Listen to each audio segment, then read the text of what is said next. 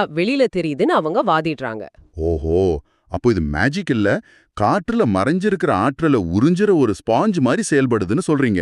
சரி, இது அழிவியல் உலகம் ஏத்துக்குச்சா? அதற்கான முயற்சிகள் தான் நடந்துகிட்டு இருக்கு. இந்த வியப்பூட்டும் தொழில்நுட்பத்துக்கான காப்புரிமை லண்டனில் கோரப்பட்டு இங்கிலாந்து பேராசிரியர்களால, குறிப்பா ஆஸ்ட்ரோபிசிக்ஸ் மற்றும் எலக்ட்ரானிக்ஸ் துறை பேராசிரியர்களால ரொம்ப ஆச்சரியமா பார்க்கப்பட்டிருக்குன்னு அந்த ஆதாரங்கள் குறிப்பிடுது. வாவ், ரொம்பவே ஆழமான ஒரு பயணத்தை நாம இன்னைக்கு முடிச்சிருக்கோம்.